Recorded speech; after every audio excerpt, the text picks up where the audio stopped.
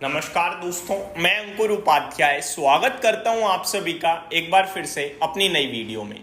दोस्तों यहां पे आप सभी के साथ सबसे पहले तो बाजार के बारे में बताना चाहूंगा। काफ़ी शानदार तेजी देखने को मिल रही है क्योंकि डाउ का जो एडजस्टमेंट है बीते दो ट्रेडिंग सेशंस का वो काफ़ी पॉजिटिव नोट पे है क्योंकि 90 डे का पॉज करा टैरिफ को, तो वो बाजार बहुत तेज भागा। फिर कल प्रॉफिट बुकिंग भी आई, लेकिन उसके बावजूद जो गैप है वो काफ़ी ज़्यादा था ऊपर का, तो भारतीय बाजार आज उस पर रिएक्ट कर रहे हैं। मैं आपको ये भी बताना चाहूँगा अब अगले 3 दिन बाजार बंद है। सैटरडे संडे तो बंद रहता है, ये मंडे भी छुट्टी है।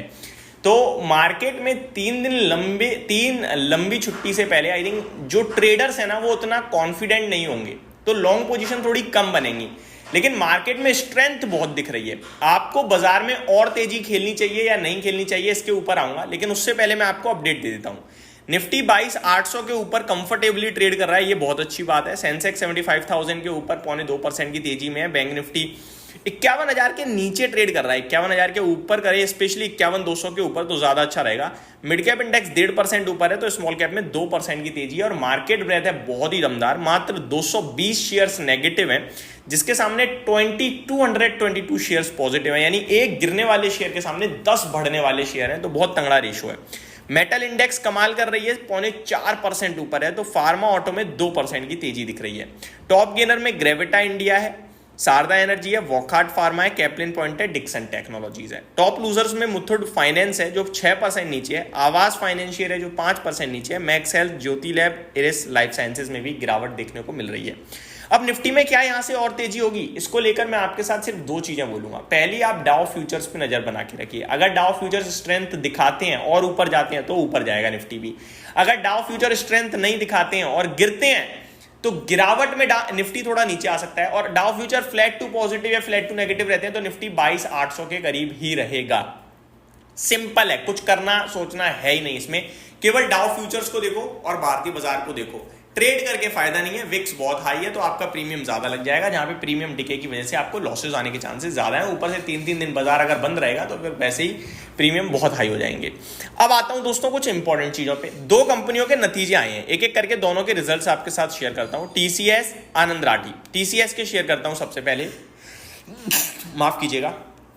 नंबर्स की बात करें दोस्तों अगर टीसीएस के, तो नंबर्स थोड़े से वीक साइड पे हैं, जहां पे कंपनी ने कंसोलिडेटेड नेट प्रॉफिट 12,224 करोड़ का पेश करा, जो कि quarter on quarter and year on year basis दोनों जगह थोड़ा थोड़ा घटकर आया। रेवेन्यू 64,480 करोड़ का पेश करा, year on quarter on quarter तो बढ़कर आया, लेकिन मार्केट के अनुमान के हिसाब से हल्का सा 400 करोड़ से मिस रह गया। कामकाजी मुनाफा 15,700 करोड़ के सामने 15,1600 करोड़ का आया, तो क्वार्टर ऑन क्वार्टर भी घटा है, अनुमान से भी कम है। मार्जिन्स पे भी प्रेशर दिखा, 24.2% पे मार्जिन्स आए हैं 24.47% के सामने, तो घट गए हैं मार्जिन्स में। हालांकि कंपनी ने अपने शेयर धारकों को 30 रुपीज प्रति शेयर का डिविडेंड दिया है, अच्छी बात है। कंपनी से Q4 order book eight $12.2 billion, तो जो ऑर्डर बुक रही है क्वार्टर 4 की वो $12.2 बिलियन की रही है। Company appoints Aarti Subramanian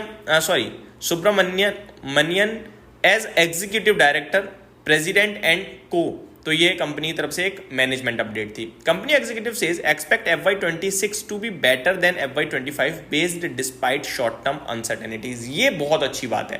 company कह रही है कि जो वित्त वर्ष 25 निकला है उसके मुकाबले वित्त वर्ष 26 अच्छा रहेगा, चाहे कितनी भी अनसर्टेनिटीज हो। ये जो अनसर्टेनिटीज हैं इसके बावजूद करंट वित्त वर्ष अच्छा होगा, तो ये अच्छी बात है। Company executive says saw uncertainty creeping in March which resulted in project ramp downs but no major cancellation। तो कह रही है दिक्कत तो दिखेगी जो है अभी चल रहा है, बट इसकी वजह से कोई डील कैंसिल होते हुए नहीं दिख रही है, ये अच्छी बात है। तो ये टीसीएस थे। दूसरा स्टॉक है आनंद राठी, इनके भी नंबर आए हैं, स्टॉक हरे निशान में ट्रेड कर रहे हैं। नंबर्स ठीक और अच्छे ही दिख रहे हैं मुझे। मुनाफा कंपनी का 77 करोड़ के सामने 73.5 करोड़ पे आ गया है क्वार्टर ऑन क्वार्टर, लेकिन year on year basis 56.6 crore के सामने 73.4 करोड़ है। रेवेन्यू 184 करोड़ के सामने 222 करोड़ पे आता हुआ दिख रहा है। मार्जिन 39.69% से 40.92% पे आए हैं। साल दर साल बता रहा हूं ये मैं। कामकाजी मुनाफा 73 करोड़ के सामने 90.8 करोड़ है और कंपनी ने 7 रुपए प्रति शेयर का डिविडेंड भी दिया है अपने निवेशकों को, तो नंबर्स ठीक हैं। बाकी इस समय मार्केट से जुड़ी हुई कंपनियां कुछ खास कर नहीं रही हैं, स्पेशली अगर आप क्वार्टर ऑन क्वार्टर देखोगे तो, क्योंकि मार्केट गिरा है तो AUM भी घटा होगा, प्रॉफिट्स भी घटेंगे, तो वो सारी चीजें आपको समझ में आ ही रही होंगी। अब आ जाते हैं दोस्तों आगे क्या, आगे शाम को एक बड़ी खबर आ सकती है, चाइना की तरफ से रिट्रिएट हो सकता है कुछ। अगर रिटेलिएट होता है चाइना की तरफ से टैरिफ जो अमेरिका ने चाइना पे किया है, तो फिर वो प्रॉब्लम दिखेगी डाउ जोन्स में। तो बस एक यही खतरा दिख रहा है मुझे, चाइना और यूएस में जो टैरिफ वो चढ़ रही है, अगर इनकी तरफ से कुछ पॉजिटिव आ गया ना, मां कसम मजा आ जाएगा बाजार में, शानदार रैली बन सकती है, और जो ये दिक्कतें दिख रही हैं, परेशानी दिख रही है, उसका भी अंत हो सकता है। यही समाप्त करता हूं इस वीडियो को, उम्मीद करता हूं डिटेल्स पसंद आई होंगी। Thank you so much for watching this video, have a great day guys.